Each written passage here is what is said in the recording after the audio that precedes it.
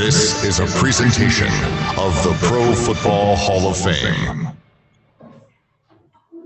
If you want your child to live longer, healthier life of quality, of character, and excellence, then you should have them play football. The great Vince Lombardi said that you can never achieve perfection, but if you chase perfection, you might just catch excellence. Greatness is not a sports term, it's a life term. You know, it teaches you that nobility of defending and working for somebody else. It teaches you about respect for yourself, about respect for your teammate, and ultimately, it teaches you about respect for your opponent. The respect of my peers, my teammates, my coaches is really why you play the game. You learn diligence, because once you're on that team, you got to start working real hard. And you learn integrity, because you got to know right from wrong. You got to know the rules. You got to know, your role and what you have to do. You've got knocked down to not ever waver from what you believe in, and to not ever waver from the goal that you've set. You have to have courage, because just like Tony Dungy said, sometimes you're going to get knocked down. To pick yourself up, to make yourself the best you can possibly be. Perseverance. Everybody has to overcome adversity. You learn this in this game. The ups and downs of the game, those are all parts of life. You learn commitment. Once you're on that team, you learn that, it's really special to be a part of something bigger than yourself. And this incredibly strange thing that when you surrender yourself to a community of others, that you actually become more relevant, not less. I've learned as much from tough losses as I have from great wins. In fact, you appreciate the great wins a lot more because of the tough losses. Love. It probably doesn't seem like you're talking about love all the time, but frankly, that's what you're teaching. Every athlete everywhere that's really worth the salt is somebody who takes his time to push to be the very best, to always want to be the very best, no matter what the circumstance or how hard he has to go. Because when it's all said and done, belief is really the theme that made me come here, and it made most of the fellows that came here in the past and the fellows that came with me the real secret. Believe in each other as teammates. You work hard together, you live together, and you die together. But being together is really what it's all about. Vision without action is a dream. Action without vision is work. Vision with action moves mountains. Ladies and gentlemen, from the Pro Football Hall of Fame, class of 1999, Tom Mack. Good morning. You guys can clap for that. You don't have to be so quiet. You can clap when on the introduction. With that, I would like to welcome all of our friends there in Las Vegas, and for those tuning in on Facebook Live, to Canton, Ohio, home of the Pro Football Hall of Fame. And thank you for joining us for our latest installment of the Heart of a Hall of Famer series. And if you haven't guessed it by now, you should start paying attention. It is featuring Gold Jacket, Mr. Tom Mack. And my name is Mike, and I'll be moderating today's session from our museum here in Canton, Ohio. Our mission statement here at the Pro Football Hall of Fame is to honor the heroes of the game, preserve its history, promote its values, and to celebrate excellence everywhere. Those values that we promote, and we'll be talking a little bit about them today, are those of commitment, integrity, courage, respect, and excellence. And I know I'm excited, and hopefully you guys are too, to hear how those values have impacted Mr. Mack's life, both on the football field as well as off. And before I turn it over to him for any opening remarks he may have, I do want to thank a few people. I first need to thank our folks at Extreme Networks for all they do for us here at the Hall of Fame and for schools across the country. I want to thank our teachers and administrators, especially Daniel and Angela there in Las Vegas, and all of our teachers for embracing the ideal and opening your classrooms to let our youth hear this message. Lastly, I need to thank our students. I mean, you guys get to ask pretty much all the questions today. So really, without you, there is no program, and I'm excited to hear what questions you've come up with for our Gold Jacket today. So with that, I'm going to turn it over to our guest speaker today for any opening remarks he may have for our group. and then we'll be off and running. So, Mr. Mack, the microphone is yours, sir. Okay, thank you. It's interesting. We talk about commitment and integrity and courage and respect and excellence. When I played, and I was very close to 4 other guys, it was called the offensive line, and you lived and died together. And our little motto was smarter, tougher, better condition. And we lived that. And it's kind of the same thing. It's twisted and it's turned a little bit, but football, probably more than any other professional sport, is a team game where you really depend on your partners, which are both on and off the field, to do a job for you. It's not like life is, because in life, you don't have the opportunity to work as close together with each other as you do tend to compete with each other, because every individual competes with every individual, whether you're aware of that now or not. You want to get better grades, you want to be better in sports, you want to be better at whatever it is you choose to do in life. In football, we couldn't do that per se. Yes, I wanted to be the best guard, but I needed the guy next to me, whether it was a fellow named Charlie Cowan, who I played with 9 years, or a fellow named Doug France, who I played with the next 4 years. I needed him to play and do his job, just like I was doing my job. His job was different, but we really counted on each other. So probably the nicest experience I could tell you coming out of professional sports, in particular football, was learning to depend on each other and count on each other over and over and over again. I wish you have the opportunity to find some kind of a vocation where part of your time you can work as a team or as a unit, and you're not always in a position where you've got to compete with each other. Competing with each other is fine, and that's part of the game. That's how I got to end up playing as much as I did. I played 184 games, never missed a game. And the reason I never missed a game was probably I was stupid.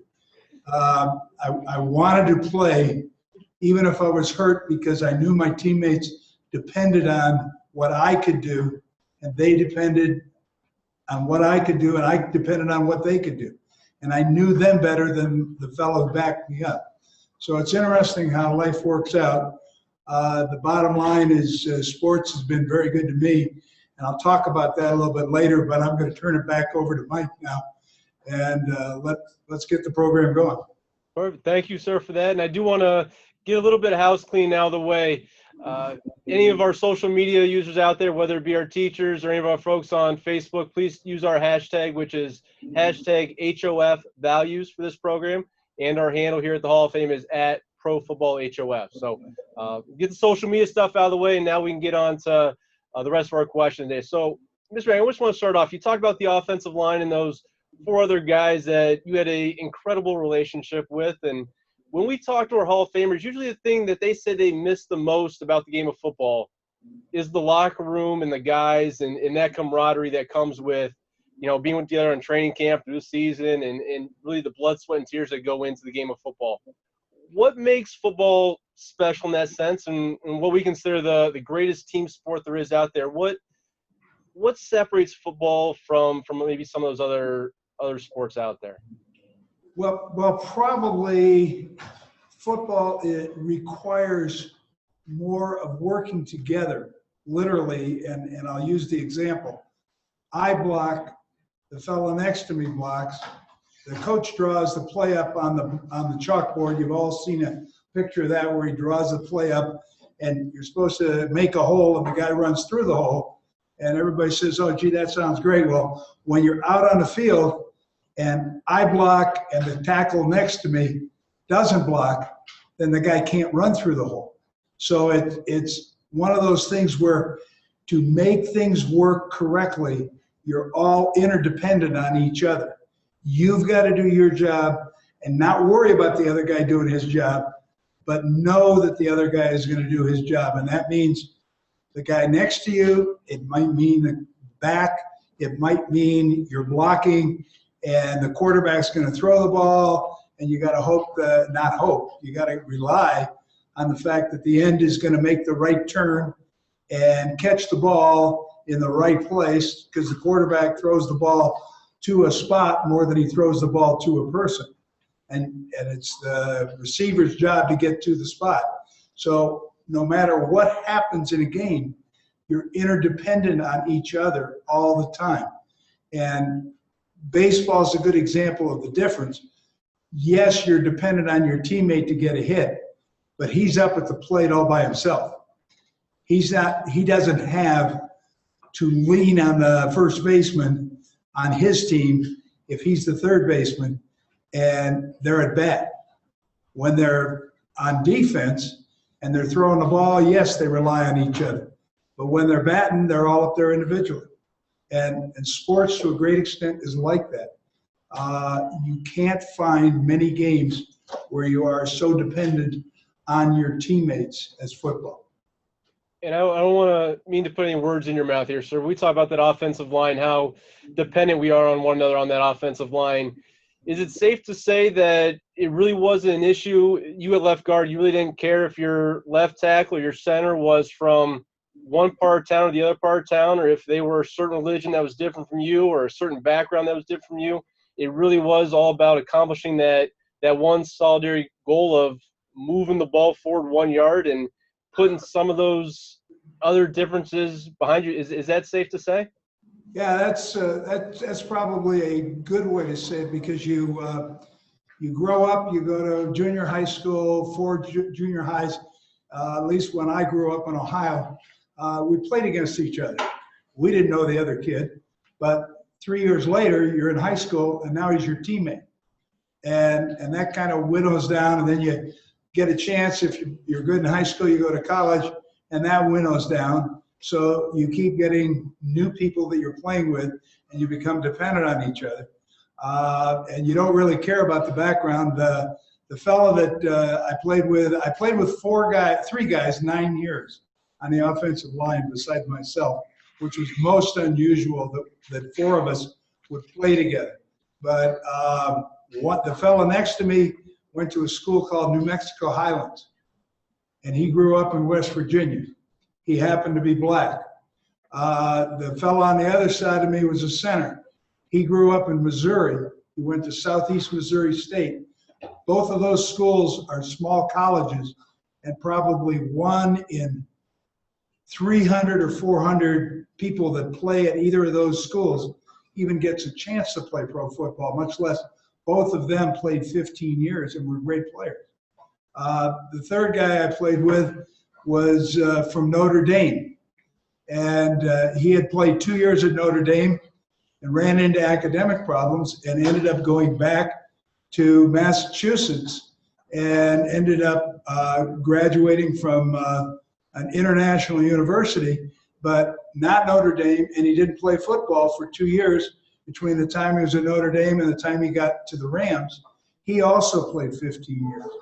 And it's absolutely, the backgrounds of the people you play with are just absolutely amazing. I mean, I went to Michigan. Our biggest rival in the world is Ohio State. The guy I played next to the next 4 years played at Ohio State. My little brother played at Ohio State with this guy. I have a brother 10 years younger. I mean, it's just the other big rival that Michigan had was a school called Michigan State. The center who replaced the guy from Missouri was from Michigan State. So you're right about the background and how everything blends together.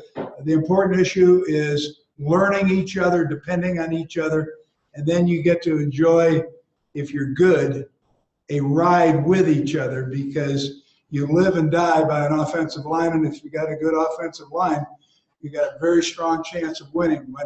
When I played the 13 years in Los Angeles, we never won a world championship. We were in the playoffs 8 times, and we always figured out some way to lose. but we had the best record in all of football for those 13 years. And that's something I can always be proud of, that we were winners and we knew how to win. Okay. Very good. Now, I know we have some students excited to ask you some questions there, sir, and we're going to go those questions. But for our students, I want you guys to understand who you're talking to today. In terms of football legacy, there have been over 100 million people to play the game of football. There's been only 2.2 million to play it at the college level. There's only been 27,000 who have been paid to play, coach, or officiate the game. And there's only 310 members of the Pro Football Hall of Fame. So we have Tom Mack here in front of you today, and I just want you guys to understand that he is in that top 0.001% of the greatest football players of all time in the game's history. So with that being said, no pressure. Let's go to our first question from our students there in Las Vegas. Okay, you're in the front row. Let's have the first shot. Were you ever criticized when playing football? If so, how did you handle it? Well, the answer, did everybody hear the question? We got it, yep. Was I criticized when I played football? And if I was, how did I handle it? It's really interesting because, yes, you're criticized and you're criticized a lot. And what I always did was spend my time trying to prove these guys wrong and make them look bad because they weren't right about their perception. What was interesting is I had a coach who I ended up playing for about 8 years. And this was when I was in the pros. And he had a grading system, and you guys wouldn't like this. If you got all A's, every play you did right, you'd get 0.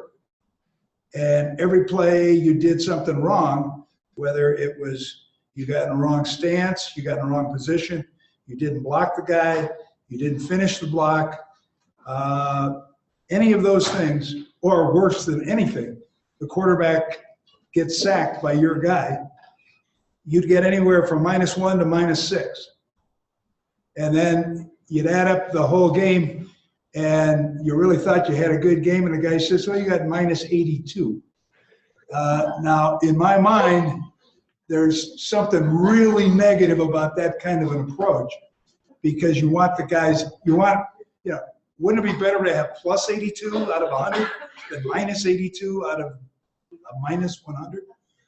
Never understood that, coach, but I survived it. I learned that I was going to be good in spite of him, and that probably one of the best work ethic background things I have is I might not be the smartest, but I'm probably the most tenacious.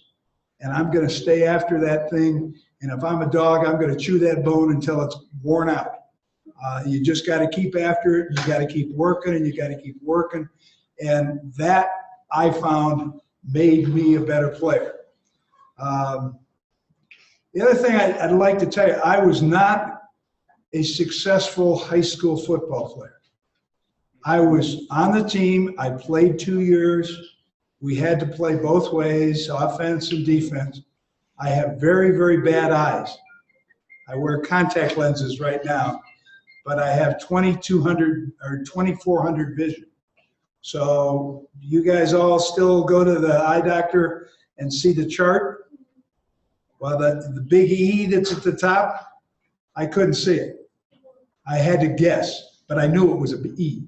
At least when I was in school, it was a big E. So I could say E, and that was it. That was kind of the end of it. When I got to play in college, the school went and got me contact lenses. And it was like, oh, wow, this is really different. I can see. And that probably changed my life more than anything else, was just my ability to see what was going on. Now, the downside on that is once in a while when you got hit, your eye would pop up, or your contact, or it'd slide down in your eye. And so the trainer always carried 2 or 3 extra sets of contacts.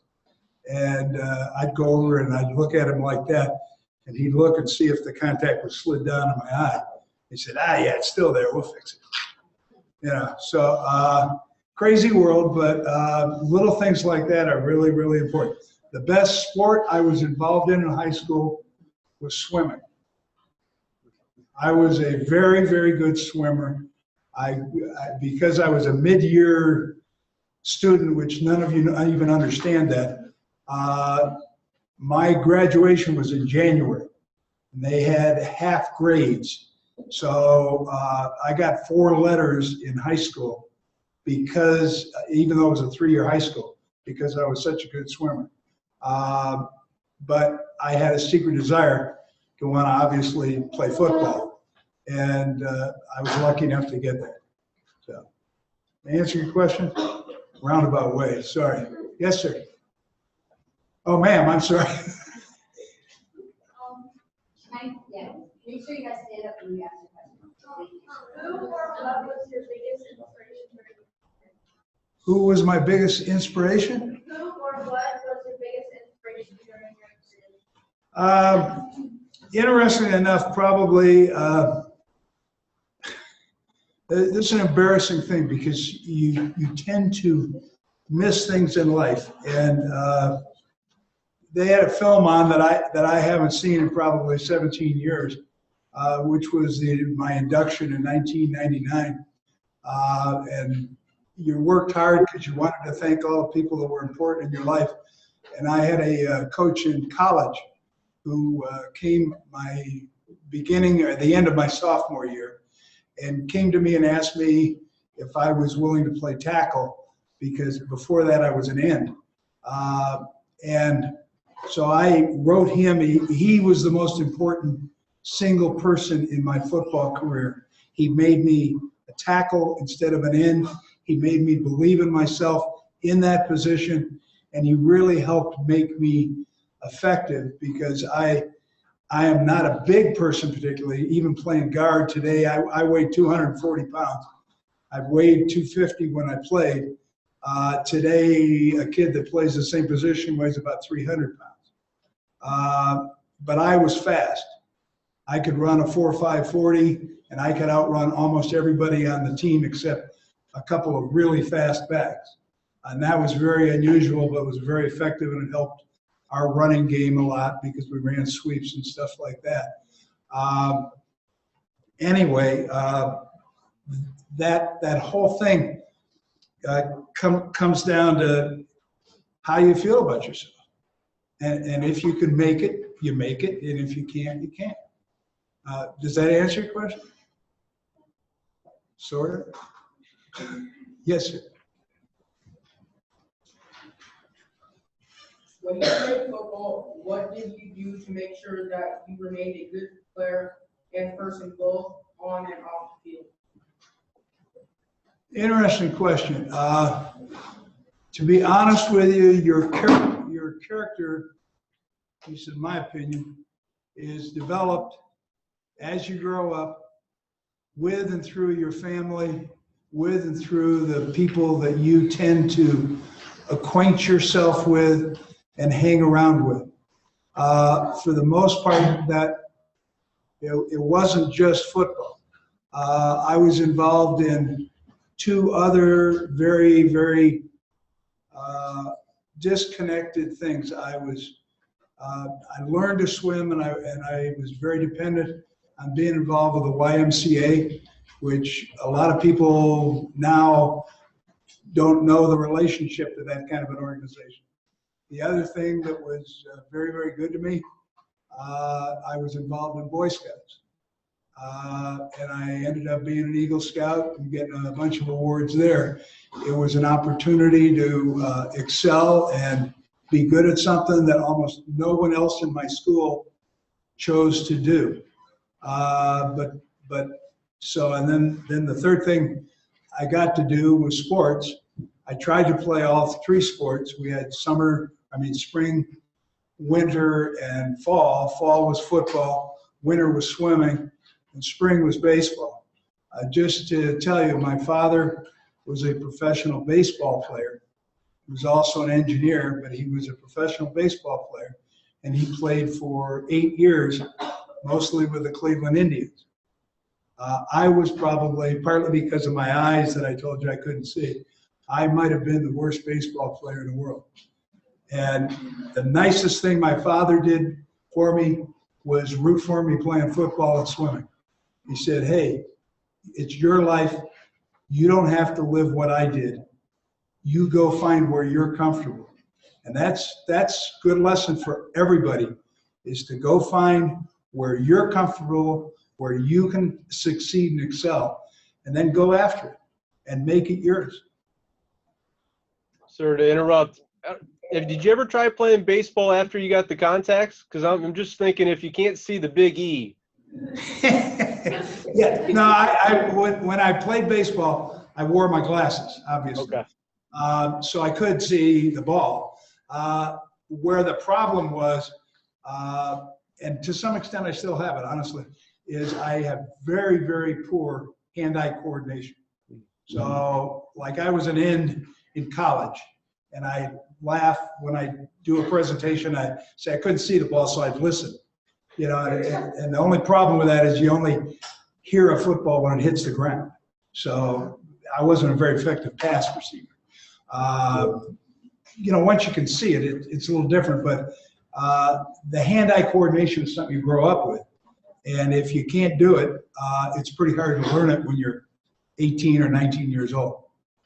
So for those of you that are good hand-eye coordinators and catchers, and whether it's a football or a basketball or a baseball, I mean, I have trouble with basketball. Go after it, enjoy it. Well, I have a question from a school in Oregon that is watching that I want to ask you, sir. And they're asking, what life lessons did the game of football teach you that you were able to then use off the field after your career was over? Well, probably the biggest lesson didn't come from football. It came from my parents. As I said, my dad played professional baseball. Part of the time was during the Second World War. So he had ended up in the service and back out. He was also a mechanical engineer, and he worked in the off season for a variety of different defense companies and whatnot. But the answer was he never really got a second career started. And the biggest thing I got out of that advice from my parents was go find another thing that you want to do with your life. You're lucky enough to play sports, and I played longer than the vast majority of people. The average is 3 years, and I played 13. But I was 35, and had I not chosen to work as an engineer for 9 years in the off season, I probably never would have had the second career that I did.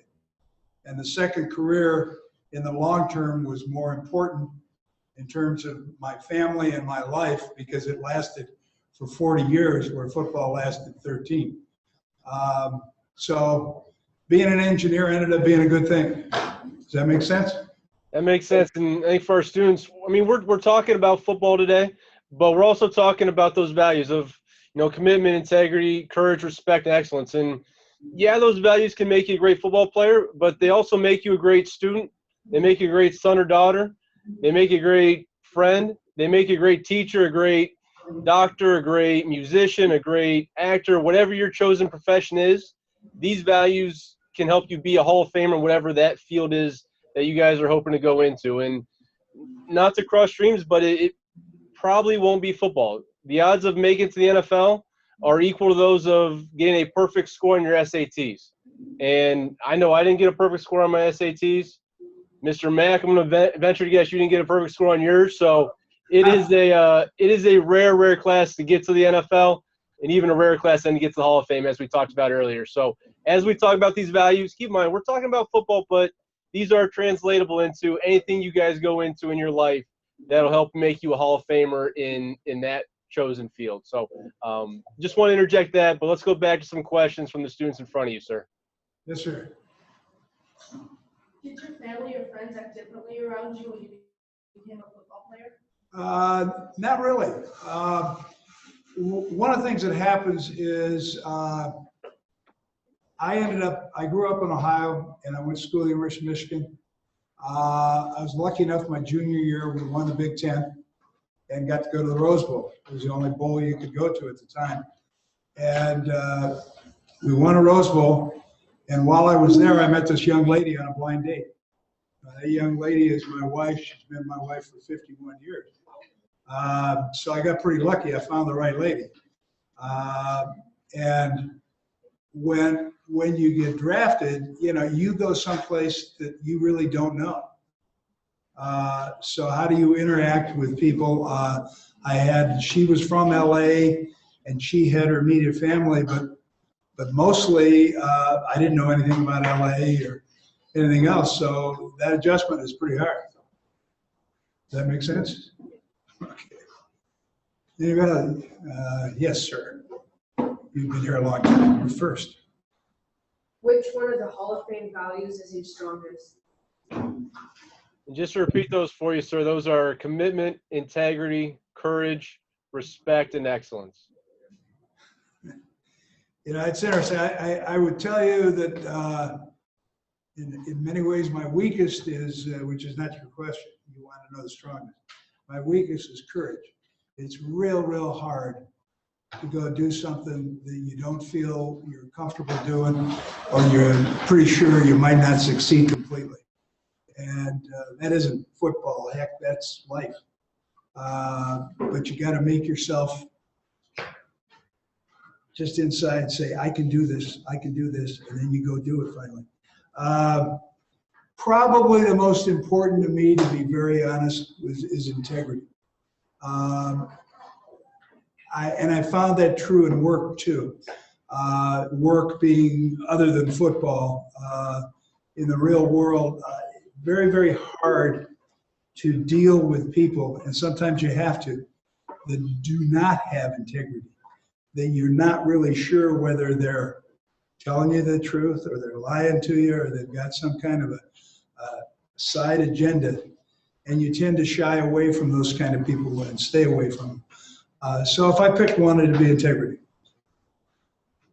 Yes, Miss. The fifth game when Don Chewy got injured, were you ready to play for him? The game when Don got injured, was I ready to play? Oh, absolutely, I was ready to play. It's interesting, and this is how you compete with each other. And this is part of the reason why I played 184 straight games.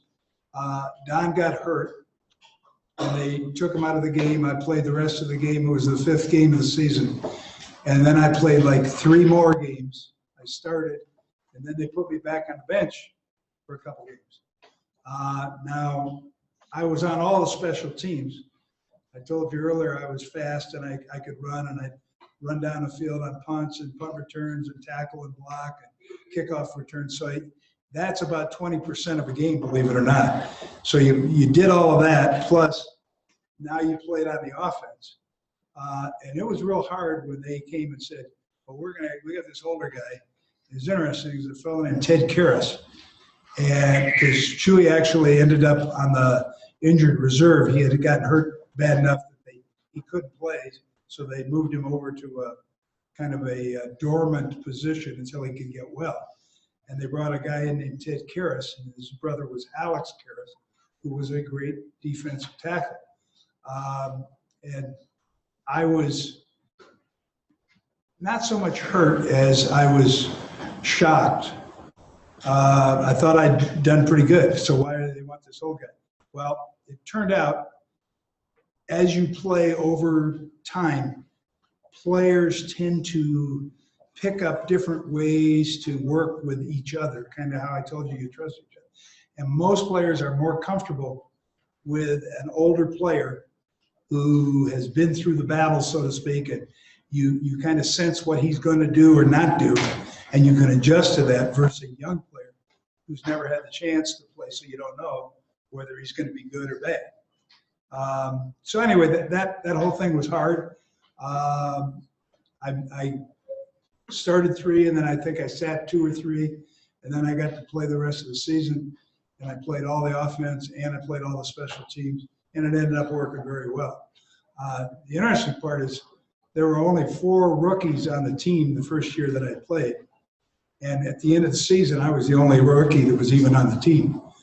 The other 3 had been moved to dormant position.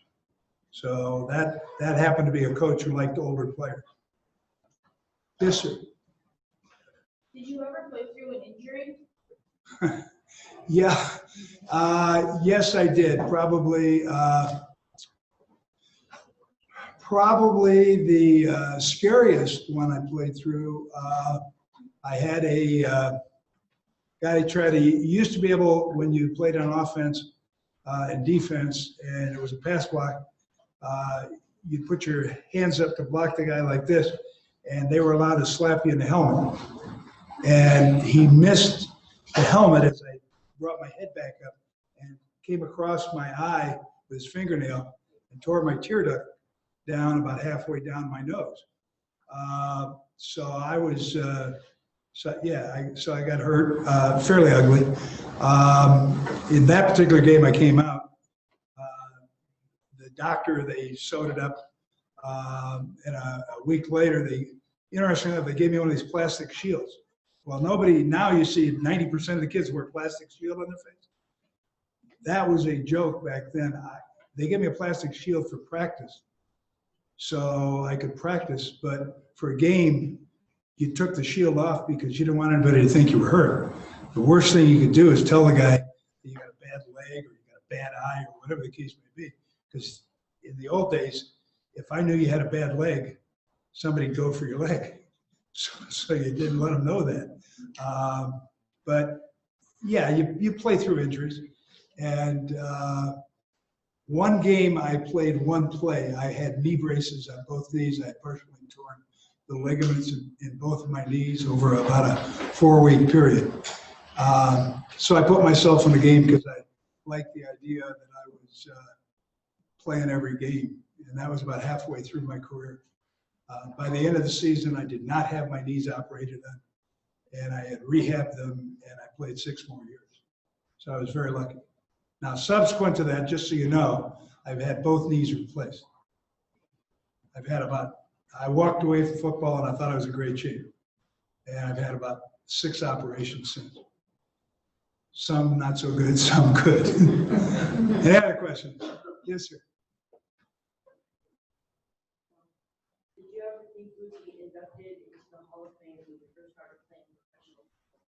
That's, Sir, could you repeat that question for our Facebook audience, please? Absolutely. He said, did I ever think that I would be in the Pro Football Hall of Fame when I first started playing professional football?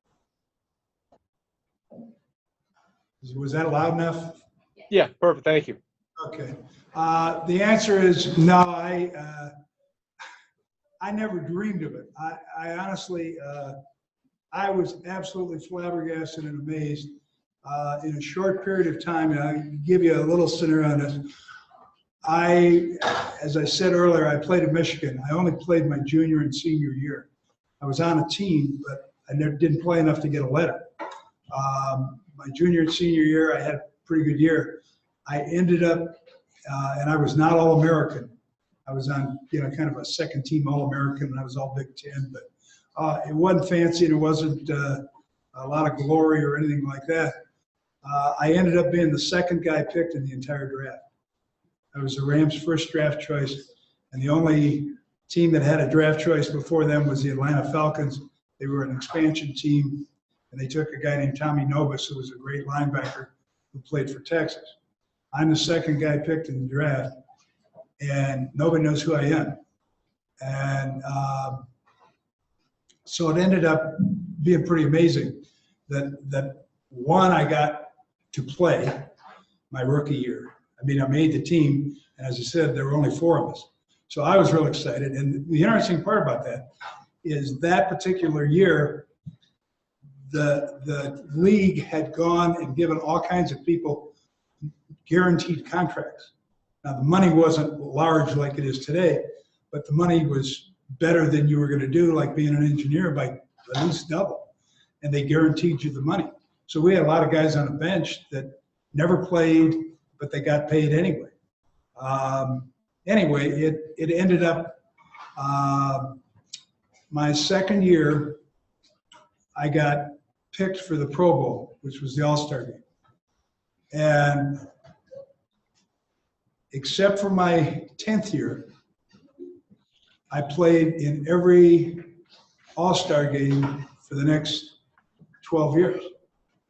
I played in 11 All-Star games, which was really a big deal. There's probably a half dozen guys now, but when I quit, there were only 2 guys that had played more than that in the whole league. So I was pretty amazed that I had played in that many games. Did I expect to be in the Hall of Fame? Still never thought of it. And I grew up 30 miles, not 30, probably 65, 70 miles from the Hall of Fame. The Cleveland Browns were the best team in football. They were. They were. I lived and died for how good they were. And it's just amazing how things turn around. So, answer your question? And so this is a question we asked some of our guys, and I'll ask it kind of follow up to what we just talked about there. You mentioned earlier you never got to play for a Super Bowl and didn't win a Super Bowl. So I'll ask you this: Hall of Fame ring or Super Bowl ring? Which would you rather have? Yeah, to be honest with you, I'm greedy. I want both. You still, it's a team game. So you really want that ring. You want that championship ring. You want to say, we were the best there was. I can tell you we had the best record, but we weren't the best that there was because we never won the championship outright, and that's why you're playing the game. The Hall of Fame ring, obviously never expecting it, never thinking about it. And it took me a long time to get in, partly because I was an offensive lineman, but it's a thrill.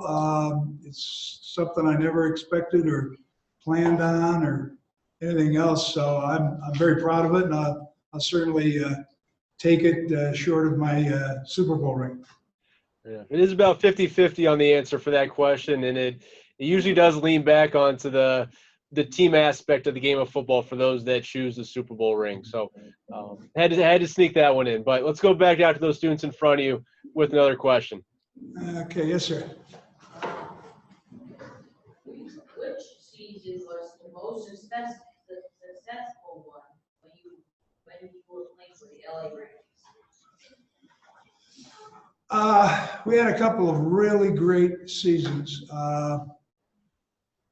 69 was a great season. We were 11-1-2.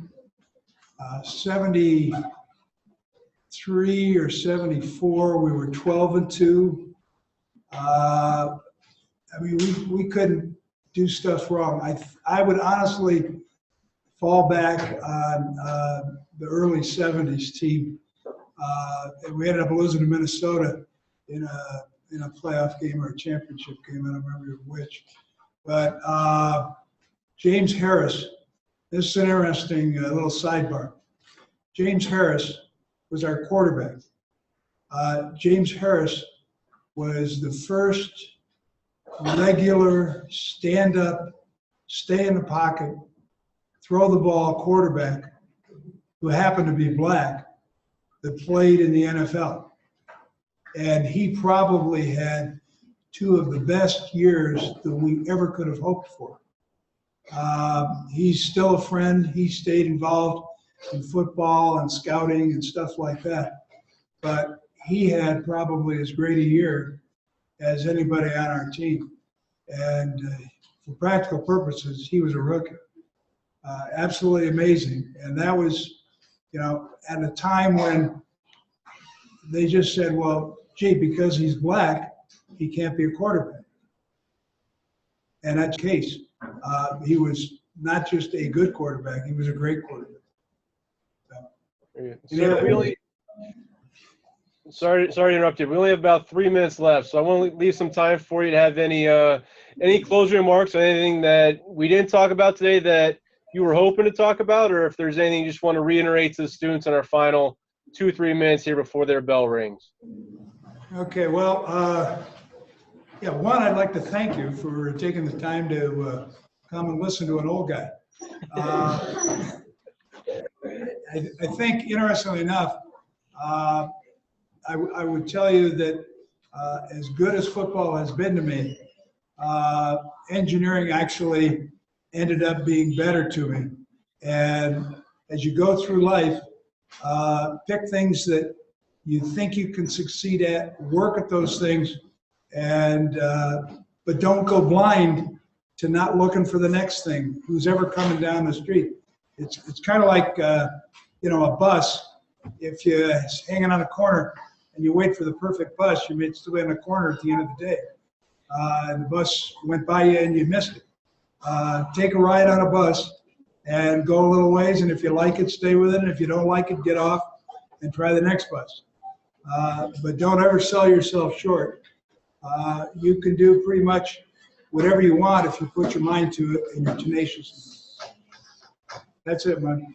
Well, thank you, sir. I want to say thank you to our students there in Las Vegas, and from our executive staff, David Baker, on down to Joe Horrigan, myself, and we've been dealing with Michelle Norris. Just want to thank you, sir, for your time and coming out and speak to our students today and to share the message of commitment, integrity, courage, respect, and excellence, and how those have impacted your life on the football field, but as we said, more importantly, off the football field into your everyday life and in life after football. So thank you for that, sir. And this will conclude our program today. And hope you guys have a great summer, and we'll talk to you next school year with our Heart of a Hall of Famer series. Thank you, guys.